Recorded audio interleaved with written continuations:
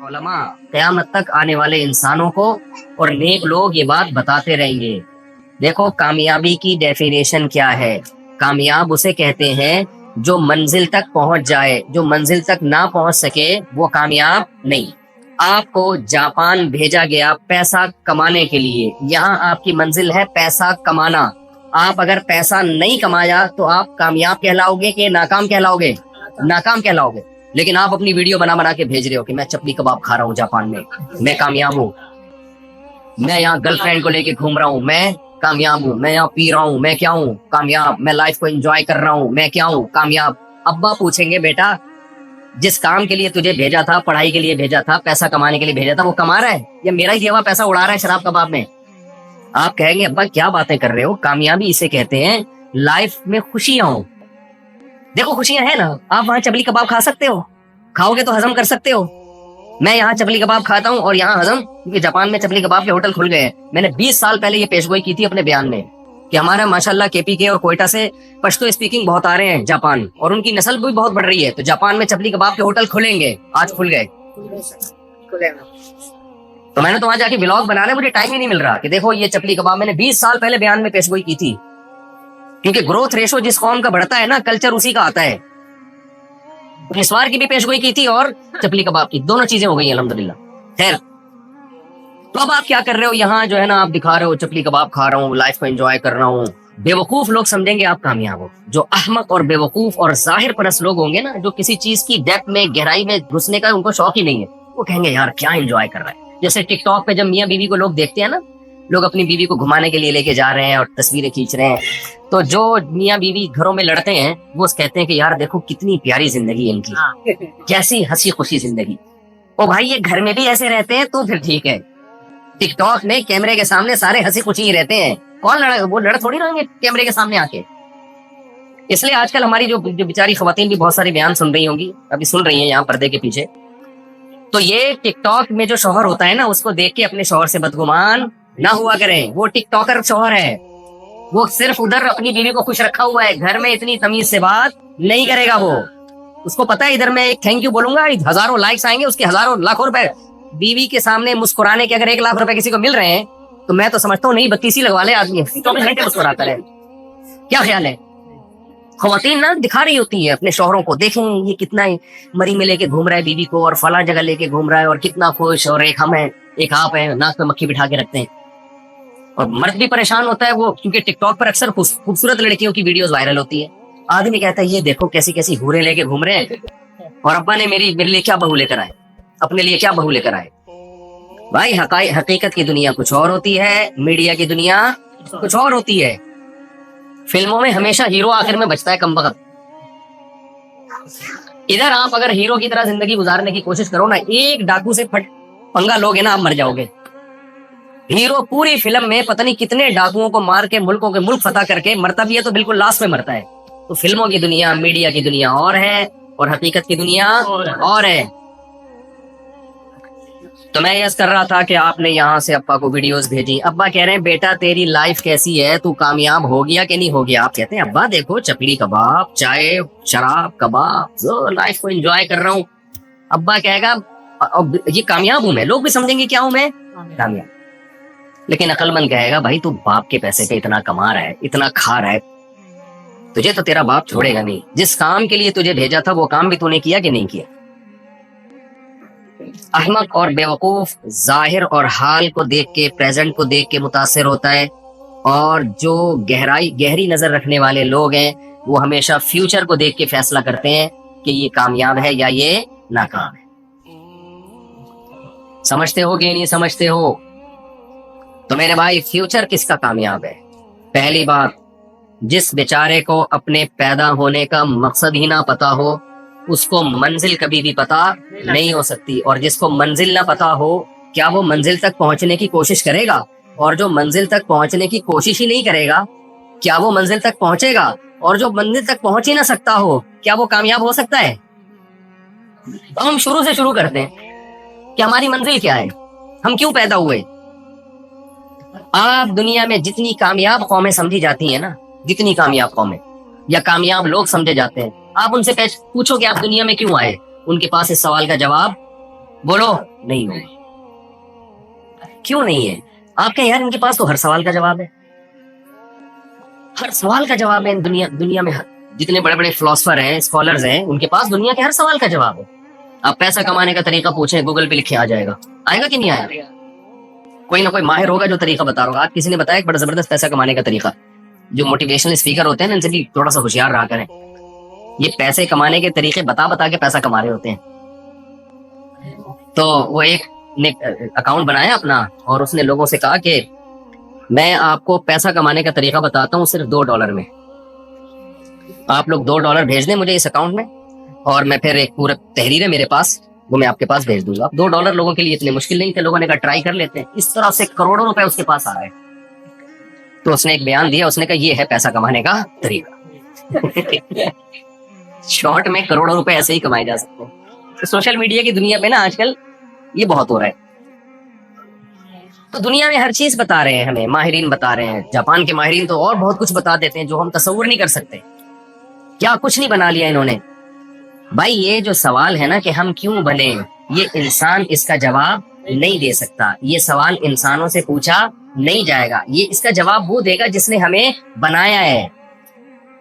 اور بنانے والے کو لوگ لفٹ کرانے کے لیے تیار نہیں ہے. وہ پوچھنے کے لیے تیار نہیں ہے کہ کس نے بنایا، کیوں دنیا میں آئے، کیا مقصد ہے ہمارا، اور ہمارا انجام کیا ہوگا، ہمیں بھیجا کیوں گیا. ان سوالوں پہ انسانیت غور کرنے کے لیے تیار نہیں ہے. پیدا ہو رہے ہیں، کھا پی کے ترقی کر کے مر کے ختم ہو رہے ہیں. اسی میں تو زندگی گزر رہی ہے. اس لیے اللہ تعالیٰ نے 1,00,000 سے زیادہ پیغمبروں کو بھیجا اور ان پر آسمانی کتابیں نازل کی. ان کتابوں کے برحق ہونے کے دلائل کے انبار لگا دیے.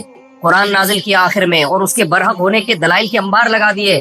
یعنی قرآن کا یہ کمال ہے کہ وہ یہ بھی بتاتا ہے کہ یہ کائنات کسی نے بنائی ہے، یہ بھی بتاتا ہے کہ کیوں بنائی ہے، یہ بھی بتاتا ہے کہ تمہیں کیوں بنایا گیا، یہ بھی بتاتا ہے کہ میں واقعی اللہ کا کلام ہوں. ان ساری باتوں کے جواب ایک ہی کتاب میں آپ کو دلائل کے ساتھ ملیں گے. تو جس نے ہمیں بنایا ہے نا میرے بھائی، جب تک آپ اس سے نہیں پوچھیں گے ہم کیوں بنے ہیں، اس وقت تک آپ کو آپ کی منزل سمجھ میں نہیں آئے گی. جس کام کے لیے بنے ہو اس کو تو فوکس کر نہیں رہے. آپ کیا کر لو گے؟ آپ 1,000 کلومیٹر یا 500 کلومیٹر ٹرین میں سفر کر کے، اس سے یہ ہوگا کہ جو سفر آپ کا 8 گھنٹے میں ہوتا وہ آپ کا 1 گھنٹے میں ہو جائے گا. اس سے زیادہ آپ کو کچھ بھی حاصل، بولتے کیوں نہیں بھائی، نہیں ہوگا. آپ پہلے 60 سال میں مر جاتے تھے، 32 سال میں مرو گے. اس سے زیادہ آپ کو کوئی کامیابی ترقی کر کے حاصل ہونے والی نہیں ہے. پہلے آپ جو تھے وہ کہیں ہڈی ٹوٹ جاتی تو جڑتی نہیں تھی، اب جڑ جاتی ہے. مصنوعی ٹانگیں لگ جاتی ہیں. تو پہلے لگڑے ہو کے زندگی گزارتے تھے 10-20 سال، اب ٹانگوں پہ 10-20 سال گزار لو گے. اس سے زیادہ حاصل ہونے والا اس ترقی سے کچھ بھی بولو نہیں ہے. بلکہ اب تو اور کچھ چیزیں تو سائیڈ افیکٹ بھی ہیں. میں تو ابھی بلوچستان سے ہو کر آیا ہوں. میں اس سفر سے پہلے میں نے وہاں پسماندہ علاقوں میں لوگوں کی 99-100 سال عمر دیکھی، جن کے پاس ترقی کا نام و نشان نہیں ہے. ابے میں نے کہا یہ ہم سے اچھے ہیں یار، نہ کچھ کھا رہے ہیں، نہ کچھ پہن رہے ہیں، عمریں کتنی ہیں، لائف کو انجوائے کر رہے ہیں. ابھی میں ایک شخص سے مل کر آیا، اس نے کہا میرے والد کا بھی 99 سال کی عمر میں انتقال ہو، بلوچستان کے پسماندہ علاقے میں، ترقی اور تعلیم سے دور. میں نے کہا بھائی صاحب کیا کھاتے تھے؟ انہوں نے کہا بکریاں ہوتی ہیں یہاں پہ، اور اگتا تو کچھ نہیں ہے سوائے گندم کے. تو گندم اور بکری، اسی بکری کا گھی، اسی بکری کا دودھ، اسی بکری کا مکھن، اس پہ نکال دیا کتنے سال، 99. میں نے کہا وہ وٹامن سی کدھر گیا بھائی؟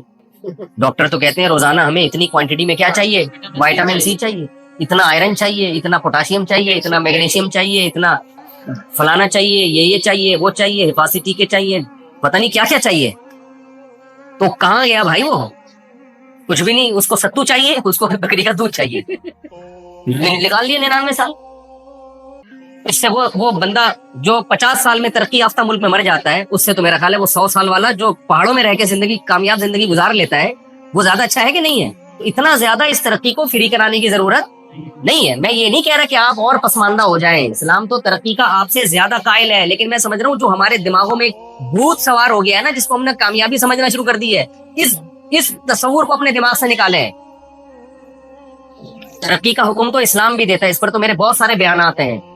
پسماندگی کا یا تنزل کا حکم نہیں دیتا اسلام. جب اسلام آیا تو ترقی تو اسی وقت شروع ہوئی ہے.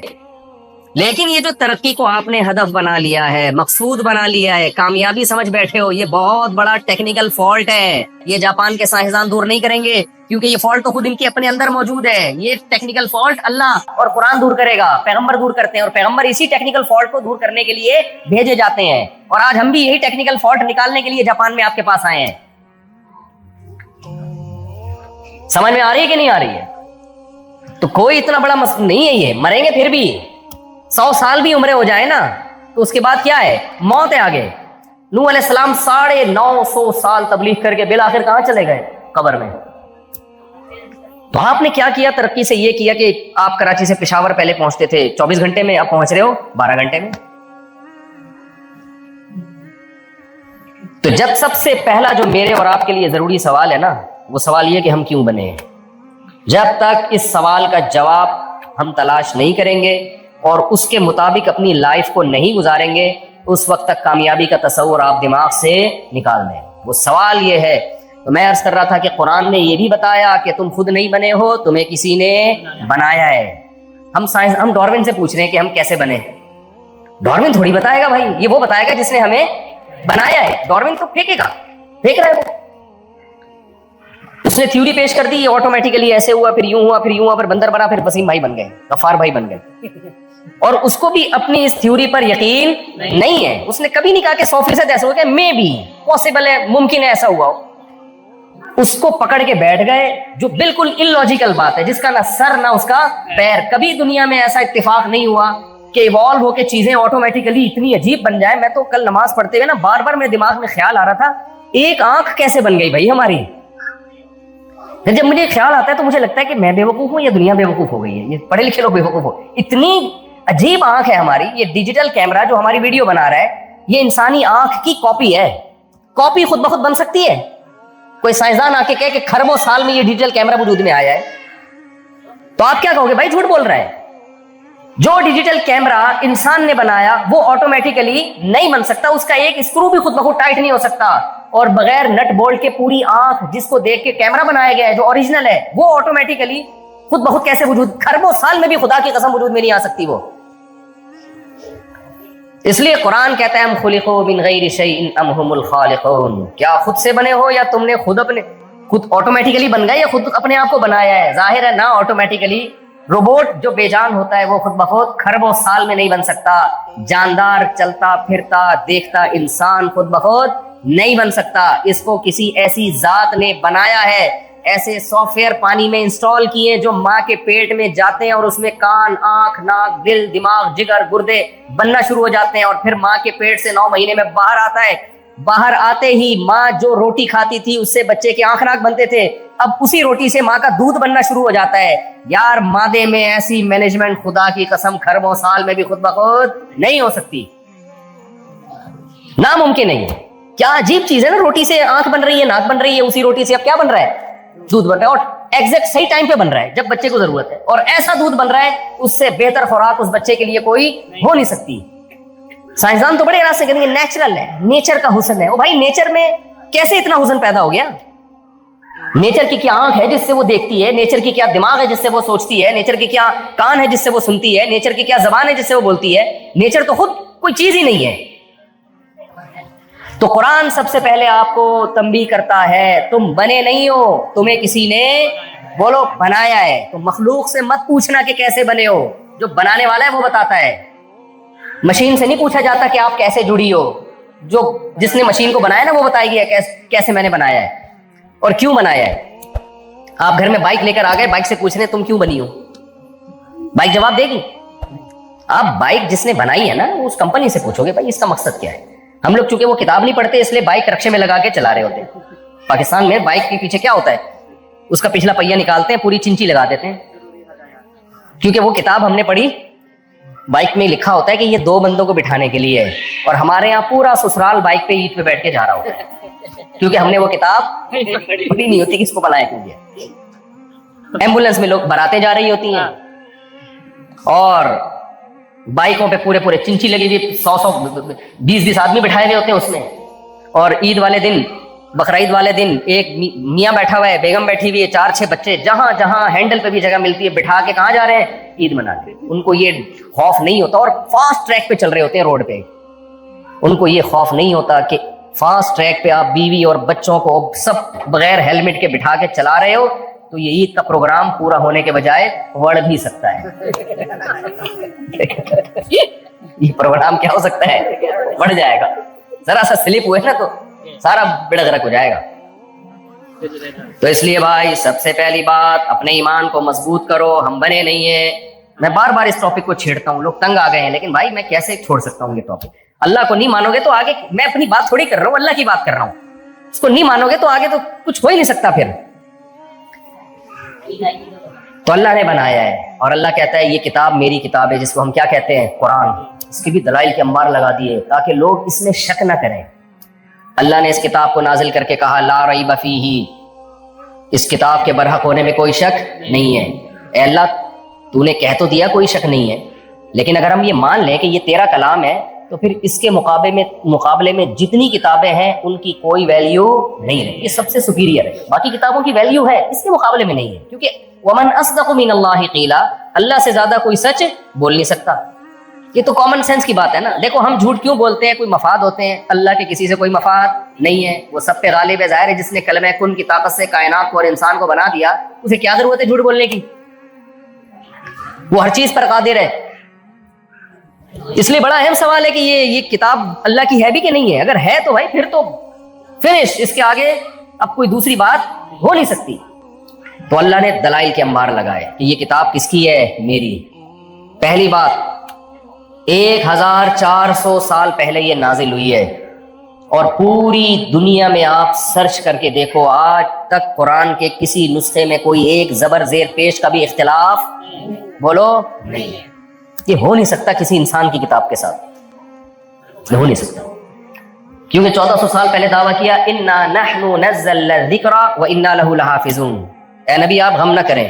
قرآن میں نا ایک عجیب بات ہے, نبی صلی اللہ علیہ وسلم جب آپ نے نہ آپ لکھنا جانتے تھے نہ پڑھنا جانتے تھے, ایک کتاب لے کر آئے جس کو قرآن کہا جاتا ہے.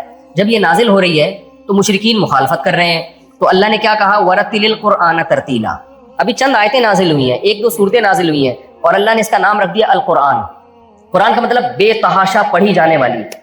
اس وقت جو لوگ ہوں گے وہ حیران ہوں گے, بھائی بے تحاشا کہاں پڑھی جا رہی ہے, اسے تو کوئی سننے کے لیے تیار نہیں ہے. 4 آدمی ہیں جو سنتے ہیں تہجد میں, باقی تو سارے مخالفت کر رہے ہیں, اور اس کا نام کیا رکھا جا رہا ہے, بے تحاشا پڑھی جانے والی. نام جب شخصیت کے اگینسٹ ہو تو یہ مذاق ہوتا ہے کہ نہیں ہوتا. دیکھو آپ کا بچہ تھا, پیدا ہوا, آپ کو نہیں پتا چلا کہ یہ بڑے ہو کر بہادر بنے گا کہ بزدل.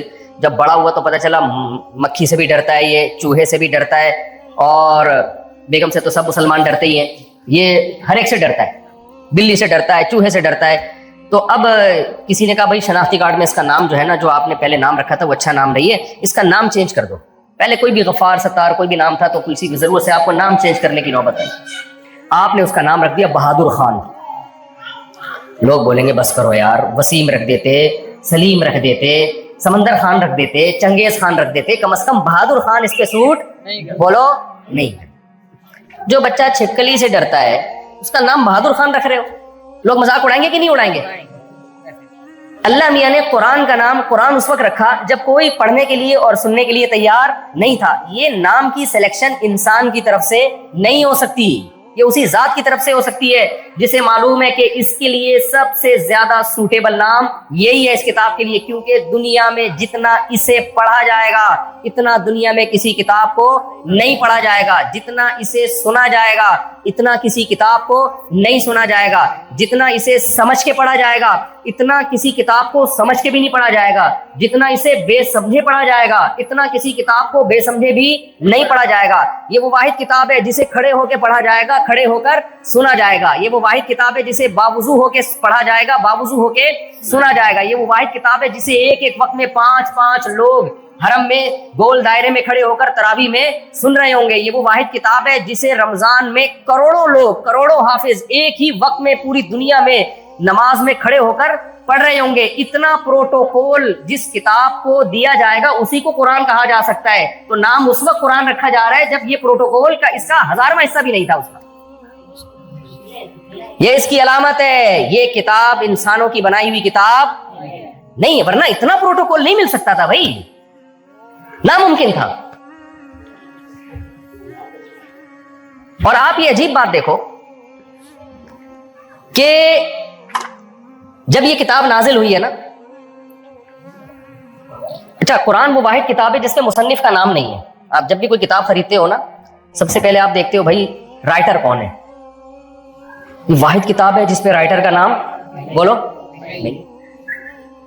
محمد صلی اللہ علیہ وسلم سے جب پوچھا جاتا تھا کون ہے, کہا کہ یہ کس کا کلام ہے, اللہ کا. یہ وہ واحد کتاب ہے جو کتاب کو پیش کرنے والا ہے وہ اس میں چینجنگ نہیں کر سکتا.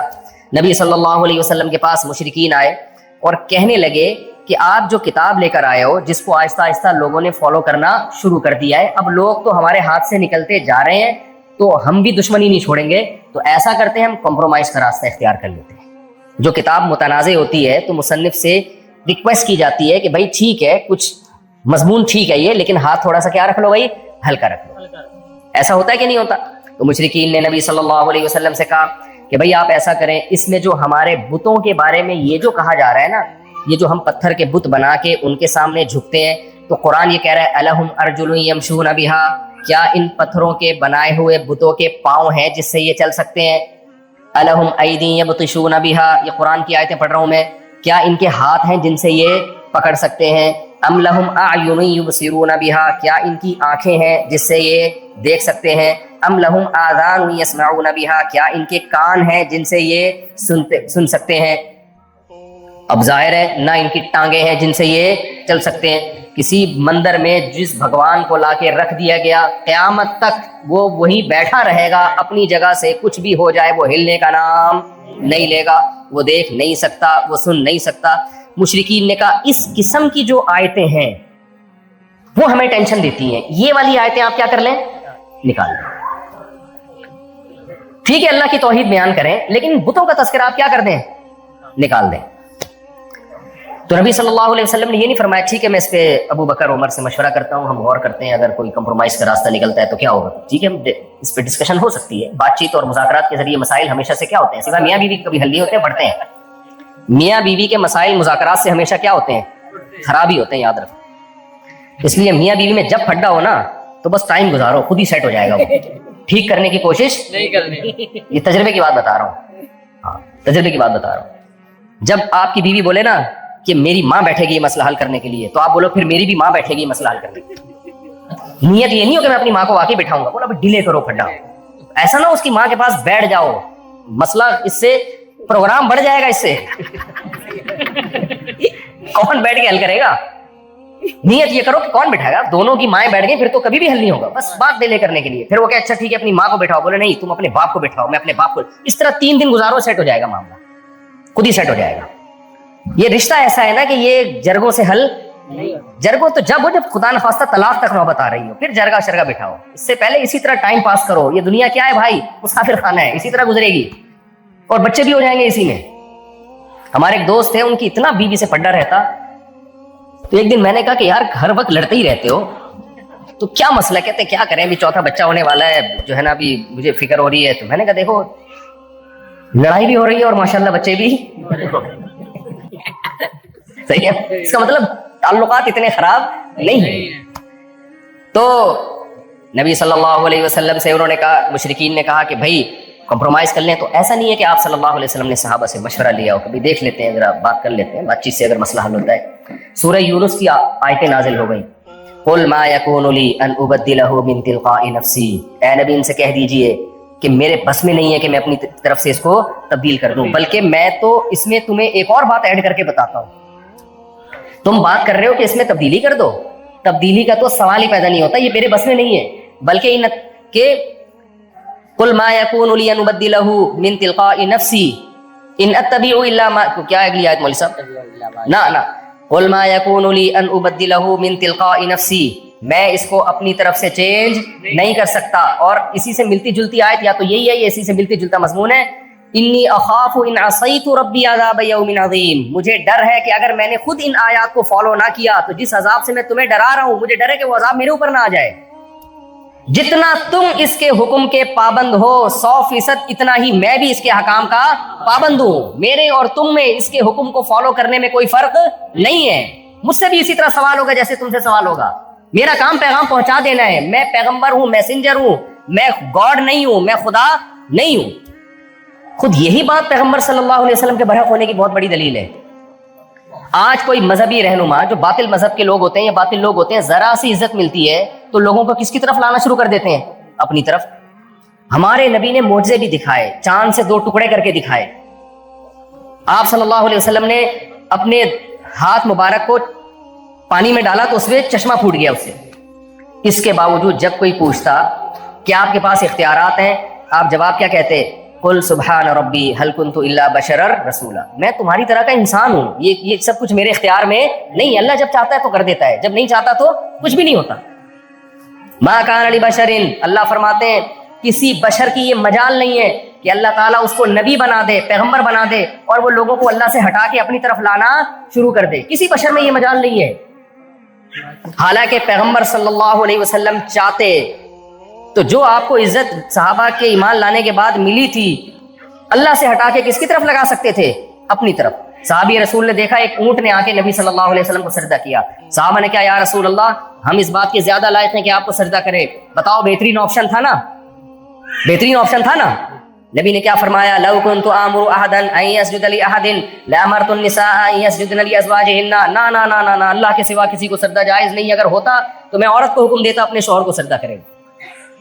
किसी के लिए जायज नहीं। कभी नबी ने किसी को अपने सामने झुकने की इजाजत नहीं दी है। जब रसूलुल्लाह सल्लल्लाहु अलैहि वसल्लम की वफात हुई है, सहाबा किराम के बहुत ज्यादा गमज़दा हो गए। नबी ने जो अफराद तैयार किए थे ना, अफराद को देख के भी पता चलता है शख्सियत का कि उसने जो चीज तैयार जो अफराद तैयार किए वो क्या है। नबी सल्लल्लाहु अलैहि वसल्लम का जब विसाल हुआ तो हजरत उमर तलवार लेकर खड़े हो गए कि जो ये कहेगा कि मोहम्मद सल्लल्लाहु अलैहि वसल्लम पर मौत वाक़ई होगी, मैं उसकी गर्दन उड़ा दूंगा। गम था, मोहब्बत थी। नबी ने सबसे पहले जिस शख्सियत को तैयार किया है ना, जो बिल्कुल नबी के ऐन मुताबिक, वो अबू बकर थे रज़ी अल्लाहु अन्हु। हजरत अबू बकर मस्जिद नबवी के मिंबर पे खड़े हो गए और ऐलान किया, या अय्युहन्नास, ए लोगो, मन काना मिनकुम याबुदु मुहम्मदन फइन्ना मुहम्मदन कद मात। तुम में जो मोहम्मद सल्लल्लाहु अलैहि वसल्लम की इबादत करता था, यकीन कर ले कि मोहम्मद सल्लल्लाहु अलैहि वसल्लम पर मौत वाक़े हो चुकी है। वमन काना, फिर आयत पढ़ी कुरान की, वमा मुहम्मदुन इल्ला रसूल कद खलत मिन क़ब्लिहि रुसुल अफ़ा इन माता औ कुतिला इनक़लबतुम अला आक़ाबिकुम। कुरान की आयतें पढ़ी कि मोहम्मद सल्लल्लाहु अलैहि वसल्लम एक रसूल हैं। अगर उन पर मौत वाक़ई हो गई या वो कत्ल कर दिए जाए मैदान जंग में, तो क्या तुम दीन से फिर जाओगे? दीन पे मोहम्मद सल्लल्लाहु अलैहि वसल्लम की वजह से थोड़ी चल रहे हो। दीन पे किसकी वजह से चल रहे हो? जिस खालिक का पैगाम लेकर है, वो तो मैसेंजर ऑफ गॉड है। अपनी शख्सियत को इतना क्लियर रखना, इतनी इज्जत के बावजूद, क्या ये माज अल्लाह किसी झूठे पैगंबर में ये क्वालिटी हो सकती है? ये नामुमकिन है। कैसे अफराद तैयार किए, उनको बता दिया भाई मेरी पोजीशन मैसेंजर ऑफ गॉड की है, मैं गॉड नहीं हूं, तो खुदा है आसमानों में, इबादत उसी की करनी है। तो हजरत अबू बकर ने क्या फरमाया, मन काना मिनकुम याबुदु मुहम्मदन फइन्ना मुहम्मदन कद मात। अगर जो मोहम्मद सल्लल्लाहु अलैहि वसल्लम की इबादत करता था, यहाँ इबादत का मतलब क्या, उनकी वजह से दीन पे चलता था, उनको खुश करने के लिए, उनकी मौत वाक़ई हो गई। वमन काना मिनकुम याबुदुल्लाह, और जो अल्लाह की इबादत करता था ना नबी की जिंदगी में, फइन्नहु हय्युन ला यमूत, वो आज भी जिंदा है, उस पर मौत कभी भी नहीं आएगी। ये इतनी क्लियरिटी ये किसी दीन बरहक में ही हो सकती है, ये किसी बातिल दीन में नहीं हो सकती। तो उन्होंने कहा कि आप चेंज करें। नबी ने क्या फरमाया, मैं इसमें चेंजिंग नहीं कर सकता। तो कुरान सबसे ज्यादा पढ़ा जाता है, सबसे ज्यादा सुना जाता है, दुनिया में सबसे ज्यादा फॉलो भी कुरान को किया जा रहा है। ये भी कुरान की सदाकत की दलील है। मैं एक चंद मिसालें देता हूं ताकि आपको यकीन तो आए ना कि ये अल्लाह का कलाम है। इंसानों में इतनी पावर नहीं है कि लोगों को इस तरह से मोटिवेट करे। वो देखो, डॉक्टर साहब आजकल लोगों को मशवरा दे रहे हैं कम खाओ। दे रहे कि नहीं दे रहे? कितने लोगों ने कम खा लिया? कोई डॉक्टर नहीं खा रहा कम, लोगों को बता रहा होता है डॉक्टर सिगरेट न पियो, और सिगरेट के धुएं नाक से भी निकाल रहे होते हैं और मुंह से भी, और बता रहा होता है सिगरेट सेहत के लिए क्या है। 20 डॉक्टरों को हमने देखा सिगरेट पी रहे होते हैं। सिगरेट नहीं छूट रही, डॉक्टरों से नहीं छूट रही। वो लोगों को कह रहे कम खाओ, लेकिन लोगों कह रहे फास्टिंग करो, एक टाइम का खाना छोड़ दो। छोड़ दिया लोगों ने? बहुत कम लोग। कुरान की एक आयत नाजिल हुई है, शहरु रमज़ान अल्लज़ी मन शहीदा मिनकुम अश-शहरा फलयसुम। नाजिल किस पर हो रही है? जो उम्मी हैं, ना लिखना जानते हैं और ना पढ़ना जानते हैं, उन पर एक आयत नाजिल हुई है कि जो रमज़ान का महीना पाए उसे चाहिए सुबह सादिक से लेके गुरूब आफ्ताब तक कई घंटे बनते हैं ये, उस वक्त क्या करे? वो खाने पीने का ना करे। आज करोड़ों इंसान 1400 साल गुजरने के बावजूद भी कुरान के इस हुक्म को फॉलो कर रहे हैं। इसमें कहां से ऐसी मोटिवेशन आ गई भाई? एक ऑर्डर चला है और पूरा सऊदीया रोजे रखता है, पूरा यूएई जो मुसलमान है, पाकिस्तान, इंडिया, बांग्लादेश, अक्सरियत रोजे रख रही है जिनकी तादाद करोड़ों में बनती है, चाहे वो अरबी हो चाहे वो अजमी हो, यहां भी रखते होंगे रोजे लोग। यार ऐसा खाना पीना दुनिया की कोई फेक किताब छुड़वा सकती है किसी से? नामुमकिन है ये। इतनी ताकत और इतनी जबरदस्त मोटिवेशन किसी झूठी किताब में नहीं हो सकती, नामुमकिन है। नमाज को देख लो, वुजू करवाया, उस वक्त से 1400 साल से मुसलमान नमाज से पहले क्या करते आ रहे हैं? वुजू करते आ रहे हैं। वरना 5 टाइम किसी डॉक्टर को बोलो कि किसी से मुंह धुलवा के दिखा दे, नहीं धुलवा सकते। तो किस कदर, यानी जितने भी हकाम, जो भी इस्लाम आज दुनिया में जिंदा है, आप हज को देख लो, करोड़ों लोग अगर हर साल के हिसाब से देखा जाए तो चंद सालों में करोड़ों लोग हज करके आ जाते हैं। आपका क्या ख्याल है, वहां जाके उनको पैसे मिलते हैं क्या? किसी कौम का त्यौहार और इबादत इतनी महंगी है जितनी मुसलमानों की है? मुझे बताओ ना, किसी कौम, कोई भी दुनिया की कौम जो किसी मजहब को फॉलो करती है, भाई इधर तवज्जो रखें, बच्चों को थोड़ा कंट्रोल करें। दुनिया की कोई भी कौम, ये खाना शाना बाद में लगा दे ताकि बयान में डिस्टर्बेंस ना हो, बयान में लोग डिस्टर्ब ना हो। तो क्योंकि खाना आएगा ना तो फिर आपका भी दिल उधर जाएगा, मैं भी उधर, मेरा भी दिल उधर जाएगा। हम सब मुसलमान हैं, आपको पता है। तो जितना खर्चा मुसलमानों के त्योहारों पर होता है और हज पे होता है, दुनिया के किसी मजहब के मानने वालों की इबादत पे इतना खर्चा नहीं। आप बताओ किसी हिंदू को कि हम जो हज करने जाते हैं ना 15 लाख में हो रहा है, करते क्या है? वहां जाके अल्लाह के घर के गिर्द घूमे, अरफात में स्टे किया, धूप में खड़े हुए, और उसका सिला क्या मिलता है? 15 लाख खर्च करने का सिला मिलता है कि जो बाल लेकर गए थे वो वहां छोड़ के वापस आ जाए, सर मुड़ा के आते हैं। अल्लाह मियाँ भी कहते हैं अब तुम हज करके आए हो, इनाम क्या मिलेगा? टेंट करा के आऊंगा। थोड़ी सी जो पर्सनैलिटी थी उसकी भी ऐसी की कैसी हो, टेंट करा के आओगे वहां से, वरना हिराम खुलेगा नहीं तुम्हारा।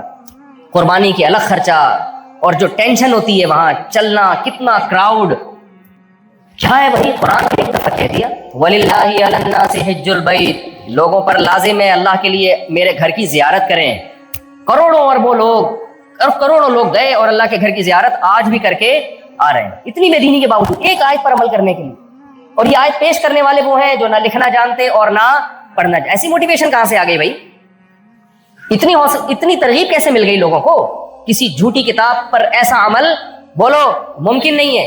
कर लेते 4 लोग कर लेंगे, 4 करोड़ नहीं कर सकते, 4 अरब नहीं कर सकते।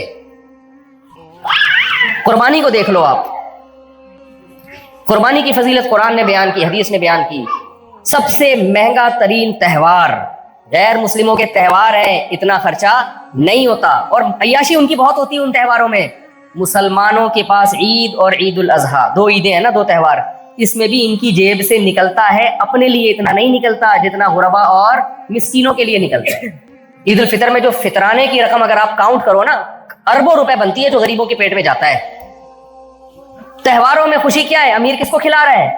गरीब को। और कुर्बानी मालदार लोग करते हैं, इतना खाते नहीं है जितना उस कुर्बानी के गोश्त से गरीब लोग फायदा उठाते हैं। ऐसा निजाम मोहम्मद सल्लल्लाहु अलैहि वसल्लम देकर गए हैं। ये किसी इंसान का खुद साख्ता निजाम नहीं हो सकता। इंसानों की बनाई हुई क्रिसमस है, हिंदुओं की होली है, उस त्योहारों को देखो और मुसलमानों के त्योहारों को देखो। मुसलमानों का त्यौहार मोहम्मद सल्लल्लाहु अलैहि वसल्लम ने पेश किया, जो ना लिखना जानते और ना पढ़ना जानते और तहजीब याफ्ता कौम में पैदा ही नहीं हुए। कैसा बेहतरीन त्यौहार देकर गए, कैसा बेहतरीन विरासत का निजाम देकर गए, कैसा बेहतरीन निकाह और तलाक का निजाम देकर गए, कैसा बेहतरीन नमाज और रोजे का निजाम देकर गए। किसी एक इस्लाम के ऑर्डर को, हुक्म को उठा के देखो, उससे बेहतर हुक्म पूरी दुनिया की किसी कौम के, किसी मजहब के पास आपको उसका उशरे अशीर भी नहीं मिलेगा। उसके हम पल्ला होना तो दूर की बात है। आगे अल्लाह क्या कहता है, लियब्लुवकुम अय्युकुम अहसनु अमला। क्यों बनाया मैंने तुम्हें? बहुत अहम आयत है, आप लोगों की तवज्जो है या थक गए हैं जी? 10 पैसे से ज्यादा तो हमारे जापान में थोड़ा सा डिस्टर्ब। तो बाहर भी आवाज जा रही है क्या? जब निकलते हैं अच्छा भाई, एक एक करके निकले, बस मैं समेट रहा हूँ। 10 बजे से ज्यादा अभी 10 बजने वाले, तो मुझे पहले बता देते ना। अच्छा जी, क्या कह रहे हैं? Some time okay, some time कभी कभी होता है। तो जल्दी से समेटता हूँ मैं बात को। असल मेरी बयान की तमहीद लंबी होती है, जो टू द पॉइंट बात होती है वो उसके लिए टाइम फिर कम बच जाता है जो, लेकिन वो तमहीद लंबी ना हो ना तो आखिर की बात समझ में नहीं आती। तो असल तो आखिर ही से होता है ना। वो किसी ने पूछा ना कि न्यूटन का लॉ बताओ, उसने कहा मिस आखिर से याद है। उसने कहा चलो आखिर से सुना, तो कहते इज कॉल्ड न्यूटन्स लॉ। तो आखिर से होता है, तो असल तो आखिर ही है। तो अल्लाह ताला क्या कहते हैं, लियब्लुवकुम अय्युकुम अहसनु अमला। मैंने तुम्हें पैदा किया है तरक्की करने के लिए नहीं, तरक्की उसका एक हिस्सा है, उसका एक हिस्सा है, वो भी उसमें शामिल है, लेकिन असल मकसद वो नहीं है। मैंने तुम्हें पैदा किया लियब्लुवकुम अय्युकुम अहसनु अमला। मैं जानवरों में ये नहीं देखता कौन अच्छा है कौन बुरा है, मैंने उनको फितरत पे पैदा किया और उसी रास्ते पे चला। कुत्ता अगर वफादार है तो क़यामत तक वफादार ही रहेगा, वो बेवफा है कोई जानवर तो हमेशा क्या रहेगा, वो बेवफा। कुत्ते को दुम हिलाने पर सवाब नहीं मिलता, शेर को बहादुरी पे निशाने हैदर नहीं मिलता, वो गॉड उसमें सॉफ्टवेयर ही बहादुरी वाले हैं। उसको बिल्ली अपने बच्चों को शौक से पालती है, बच्चे जब बिल्ली के बड़े होते हैं तो अपनी माँ को वो भूल जाते हैं, इस भूलने पर उनको गुनाह बोलो नहीं मिलता। अल्लाह कहते हैं इंसान को जो मैंने पैदा किया उसमें मैंने ये सलाहियत रखी है कि वो अच्छा भी बन सकता है और वो बुरा भी बन सकता है।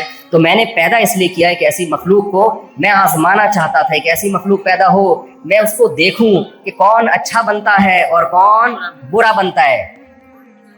लिहाजा बिल्ली के बच्चे बड़े होकर अपनी माँ को भूल जाएं, उन पे कोई मलामत नहीं है। इंसान का बच्चा बड़ा होकर या 18 साल का होकर अपने माँ बाप को छोड़ के चला जाए, अल्लाह उसे जहन्नम की आग में फेंक देगा। समझते हो कि नहीं समझते हो? आपने अपने बिल्ली या मुर्गी के बच्चे अपनी माँ को बड़े होकर भूल जाए, कोई गुनाह? भाई बच्चों को कंट्रोल करें ना, कोई गुनाह नहीं है। लेकिन अगर आप बड़े होकर अपने माँ बाप को ओल्ड होम में जमा करा देंगे, आपको अल्लाह बोलो नहीं छोड़ेगा। वो भाई बच्चों को साइड पे लेके जाएं, सब बच्चों को देख रहे हैं, मैं भी तो किसी का बच्चा हूं ना, मुझे भी तो देखना। आप उनको ले जाए। तो आप अगर बड़े होकर अपने अब्बा अम्मा को ओल्ड हाउस में जमा करा देते हो तो अल्लाह आपको बोलो नहीं छोड़ेगा। तो कुरान कह रहा है वला तकुल्लहुमा उफ़िन, माँ बाप के सामने बुढ़ापे में उफ करने की भी इजाजत नहीं है। ओल्ड हाउस या ओल्ड होम तो बहुत ही दूर की बात है, बर्दाश्त करना है। नबी सल्लल्लाहु अलैहि वसल्लम जो मैसेंजर ऑफ गॉड है, आपने फरमाया उस पर अल्लाह की लानत हो जिसको बूढ़े माँ बाप मिले बुढ़ापे में और उसने उनकी खिदमत करके जन्नत को अपने ऊपर वाजिब नहीं कर लिया। यानी जन्नत का इतना बेहतरीन ऑप्शन जिसने जाया कर दिया ओल्ड हाउस में जमा करा के या घर में रख के खिदमत ना करके, उस पर अल्लाह की लानत। मैं इसको मिसाल से समझाता हूँ, जैसे कोई पाकिस्तान में ना कमाए उस पर कोई लानत नहीं कर सकता, नॉर्मल है यार, आप बेरोजगारी है। लेकिन कोई जापान आए और यहाँ भी नहीं कमा रहा, उस पर पाकिस्तानियों की अस्तगफिरुल्लाह, लोग कहते हैं कि क्या हो यार तुम्हारे पास तो कमाने का ऑप्शन है, इतनी अच्छी तनख्वाहें, तुम भी अगर गरीब हो तो लोग कहते हैं लानत है। कहते हैं कि नहीं कहते यार, तो यहाँ रह के भी गरीब है, कहते नहीं कहते यार तुफ है तुम्हारे ऊपर, लानत का लफ्ज़ जरा गाढ़ा हो जाता है, तुफ है, कहते हैं कि नहीं कहते? तो बिल्कुल यही अंदाज पैगंबर सल्लल्लाहु अलैहि वसल्लम, कितना बेहतरीन ऑप्शन था यार, वो बूढ़े हो गए तुम्हारी जिंदगी में और अब तुम्हें अपने गुनाह माफ करवाने का मौका मिला उनकी खिदमत करके, और तुम उनकी खिदमत नहीं कर रहे और जन्नत वाजिब नहीं कर रहे अपने ऊपर। तो नबी ने क्या फरमाया, उस पर अल्लाह की लानत हो। इस चीज की मेरे भाई जापानियों को भी क्या है, बहुत शदीद जरूरत है। ये जो साहफी ने कॉलम लिखा था ना, जापानियों को क्या समझाने आ रहे हो, खाली लाइन में चलना ही सब कुछ नहीं होता।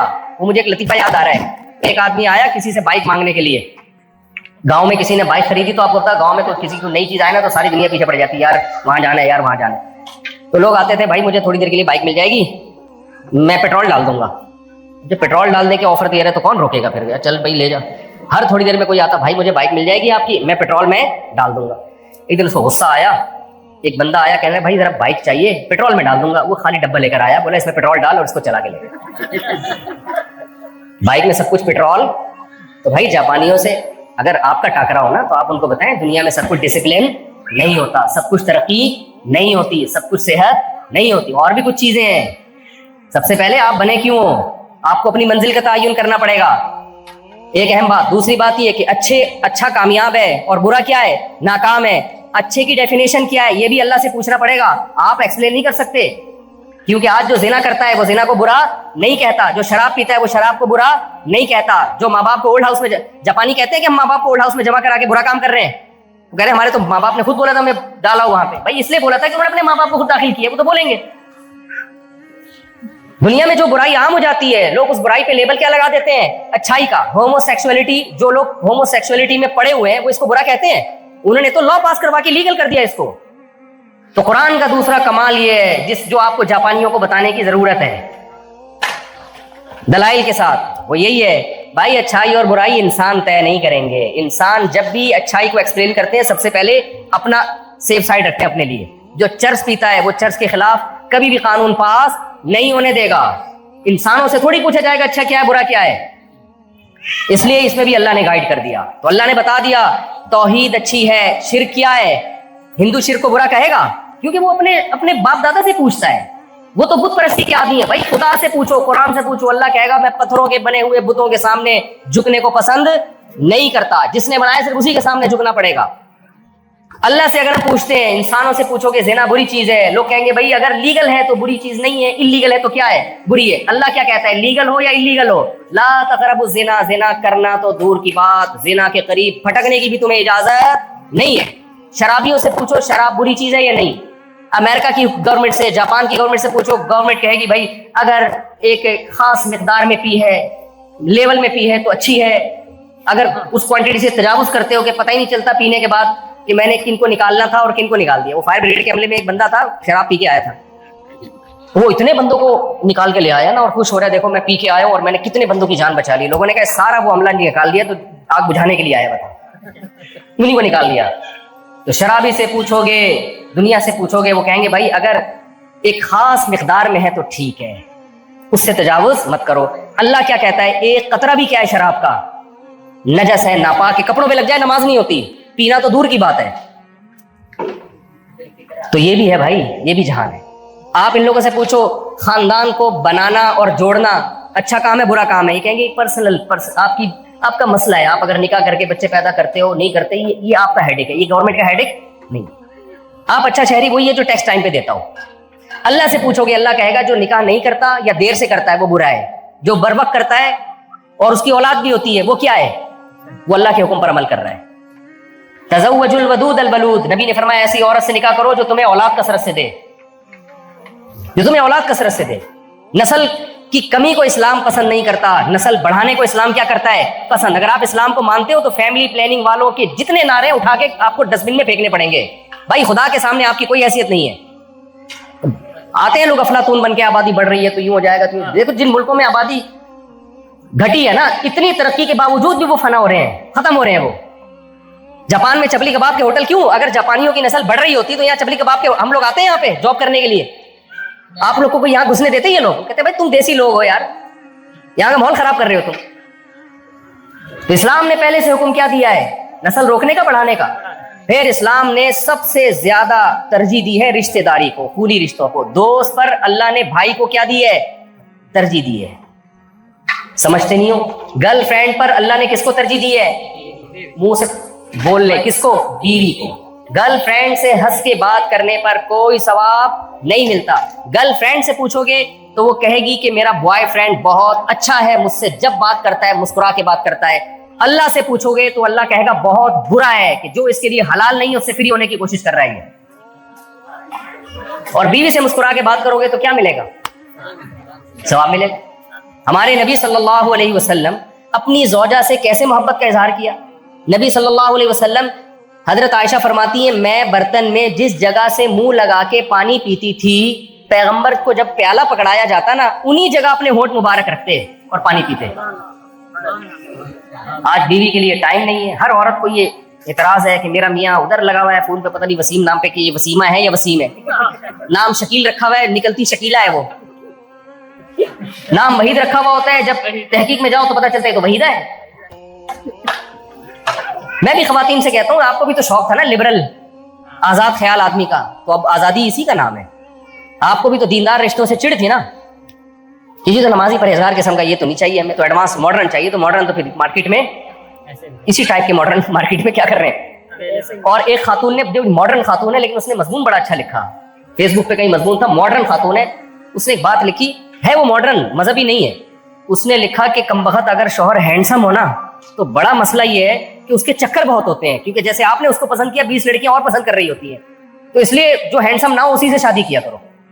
یہ اس کی رائے تھی کہ جس کو تم ہی کسی طرح سے پسند کر لو, کسی اور کو وہ کسی بھی زاویے سے پسند بولو. یار یہ حالات ہو گئے. تو اللہ کی نظر میں بھائی جو چیز اچھی ہے نا اس کو کیا ماننا پڑے گا, اللہ کی نظر میں نکاح اچھا ہے. گرل فرینڈ بولو یہ رشتہ مانتی نہیں ہے, اسلام مانتا ہی نہیں ہے. اسلام اولاد کا قائل ہے, خاندان کا قائل ہے, رشتہ داری جوڑنے کا قائل ہے, اللہ کی عبادت کا قائل ہے. یہ چیز جاپانیوں میں آپ کو نظر نہیں ہے. جو ان کی خوبیاں ہیں وہ اسلام نہیں بتائی ہیں, وہ لے لو ان سے, بلکہ بولو بھائی ہم تو بھول چکے تھے, تم میں ہم نے آ کے یہ خوبیاں دیکھی تو ہمیں اسلام کی وہ خوبیاں یاد آ گئی. مثال کے طور پر مشہور ہے جاپانی جھوٹ نہیں بولتے, تو اللہ نے کیا کہا ہے, لعنت اللہ علی الکاذبین, جھوٹ بولنے والوں پر اللہ کی لعنت ہے. تو قرآن پہلے سے منع کر چکا ہے. آپ کہتے ہو جاپانی لوگ معاہدوں کی پابندی کرتے ہیں, قرآن پہلے 1400 سال کہہ چکا ہے کہ والذین هم لاماناتهم وعهدهم راعون, ایمان والے لوگ اپنی امانتوں اور معاہدوں کو پورا کرتے ہیں. ابو جندل کو نبی نے رضی اللہ عنہ کو واپس کر دیا مشرکین کے حوالے, اپنا بندہ پکڑ کے واپس کیا کیونکہ ایگریمنٹ ہو چکا تھا, تاکہ یہ انگلی نہ اٹھے کہ محمد صلی اللہ علیہ وسلم معاہدے کی پابندی نہیں کرتے. تو آپ نے جب یہاں رہنا ہے اپنے کیریکٹر کو ان سے اچھا کر کے دکھائیں.